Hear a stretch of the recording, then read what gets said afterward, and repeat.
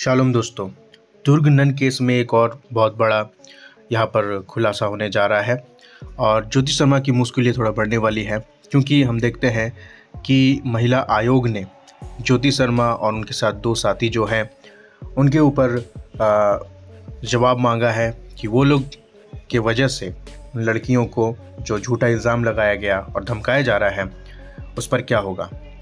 मैं इस वीडियो को लगा दूंगा, आप पूरा तरीके से देखिए कि बात क्या है और महिला आयोग ने क्या बात कही है और क्या आगे होने वाला है। इन सारी बातों को आप ज़रूर देखिए, पूरा वीडियो देखें और ज़रूर शेयर करें।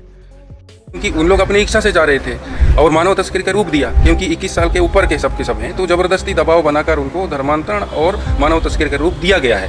बिल्कुल आर्थिक नुकसान तो हुआ ही हुआ, उनका मानसिक रूप से पीड़ित हैं, आर्थिक रूप से है, उसके बाद आपका फिजिकल तौर से भी पीड़ित है। क्यों? क्योंकि लड़कियों को नींद नहीं आता है। हम लोग तो भारतीय कम्युनिस्ट पार्टी ही इस लड़ाई को बस्तर में हम लोग उठा रहे हैं। विभिन्न जिलों में इसको लेकर प्रदर्शन हो रहा है। अभी आने वाले समय में भी इसको लेकर बड़ी लड़ाई भी होगी। ज्योति शर्मा, रवि निगम और रतन यादव और उनके साथ थाना प्रभारी दुर्ग, इन्होंने महिलाओं के साथ उनके संवेदनशील अंगों के साथ छेड़छाड़ किया है, गाली गलौज किया है, पुलिस वालों की उपस्थिति में किया है और गैंग रेप की धमकी भी दिया है। ये आरोप है हमारे पास उनके खिलाफ। छत्तीसगढ़ के दुर्ग जिले में कथित धर्मांतरण और मानव तस्करी के मामले में नारायणपुर की युवतियां अब न्याय के लिए राज्य महिला आयोग के दरवाजे पहुंची। नारायणपुर की 3 आदिवासी युवतियों कमलेश्वरी प्रधान, ललिता उसेंडी और सुखमती मंडावी ने बजरंग दल की कार्यकर्ता ज्योति शर्मा और उनके सहयोगियों पर शारीरिक और मानसिक प्रताड़ना का आरोप लगाया है और इस मामले की सुनवाई के लिए युवतियां आज छत्तीसगढ़ राज्य महिला आयोग पहुंची थी, लेकिन शिकायत के खिलाफ नामित लोग सुनवाई में शामिल नहीं हुए। युवतियों का आरोप है कि 25 जुलाई को दुर्ग रेलवे स्टेशन पर उनके साथ बदसलूकी की गई, जिसमें संवेदनशील अंगों के साथ छेड़छाड़, गाली गलौज और गैंग रेप की धमकी शामिल थी। यह सब कथित तौर पर पुलिस की मौजूदगी में हुआ। क्या कहा राज्य महिला आयोग अध्यक्ष डॉक्टर किरणमयी नायक ने, आप भी सुनिए। देखिए, मेरे पास जो जानकारी है उसके हिसाब से आवेदिकाएं आ चुकी हैं। अनावेदक गणों ने आने से इनकार किया है, तो हमारी जो प्रक्रिया है उसके तहत हम थाना के माध्यम से उनको अगली सुनवाई की सूचना देंगे। इन्होंने महिलाओं के साथ उनके संवेदनशील अंगों के साथ छेड़छाड़ किया है, गाली गलौज किया है और पुलिस वालों की उपस्थिति में किया है और गैंग रेप की धमकी भी दिया है। ये आरोप है हमारे पास उनके खिलाफ। ज्योति शर्मा, रवि निगम और रतन यादव और उनके साथ थाना प्रभारी दुर्ग। ये पूरा विवाद 25 जुलाई 2025 को शुरू हुआ, जब दुर्ग रेलवे स्टेशन पर बजरंग दल के कार्यकर्ता की शिकायत पर जीआरपी पुलिस ने केरल की 2 नन, प्रीति मैरी और वंदना फ्रांसिस और नारायणपुर के एक युवक सुखमन मंडावी को गिरफ्तार किया था।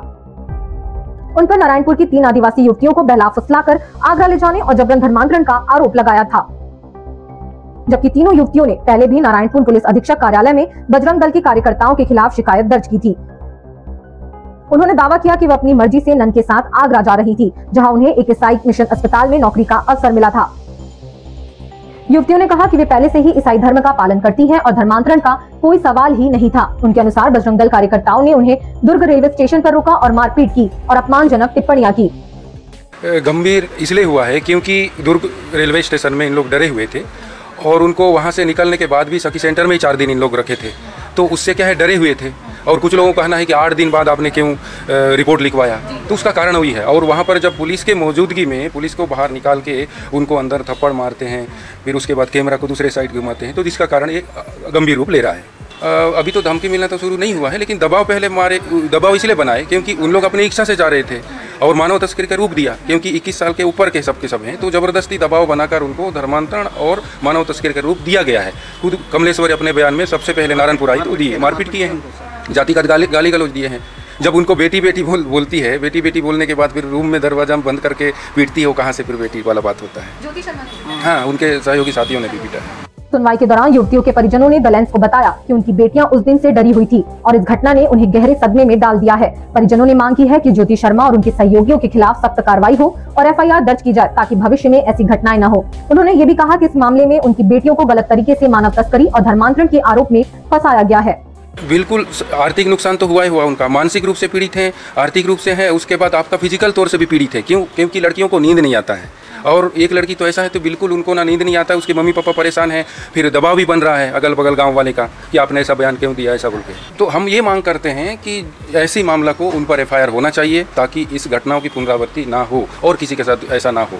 हम जैसे बोल रहे हैं वैसे ही लिखवाए वो लोग और साइन करवाए, दबाव डाल के, डरा धमका के साइन करवाए लोग। हम लोग तो भारतीय कम्युनिस्ट पार्टी ही इस लड़ाई को बस्तर में हम लोग उठा रहे हैं। विभिन्न जिलों में इसको लेकर प्रदर्शन हो रहा है। अभी आने वाले समय में भी इसको लेकर बड़ी लड़ाई भी होगी।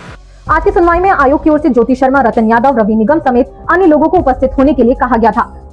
सुबह करीब 11 बजे ज्योति शर्मा आयोग में पहुंची, लेकिन सुनवाई शुरू होने से पहले ही वहां से रवाना हो गई। जब औपचारिक सुनवाई आरंभ हुई तब वे अनुपस्थित रही। डॉक्टर किरणमयी नायक ने बताया कि चूंकि ज्योति शर्मा और उनके सहयोगी सुनवाई में शामिल नहीं हुए, इसलिए मामले को अगली तारीख तक के लिए टाल दिया गया है। आयोग ने दुर्ग के पुलिस अधीक्षक से पूरे मामले की जानकारी मांगी है और जीआरपी थाना प्रभारी को अगली सुनवाई में बुलाने का फैसला किया है। इसके अलावा घटना के दिन की सुबह से रात तक सीसीटीवी फुटेज की मांग की गई है, ताकि मामले की सच्चाई का पता लगाया जा सके।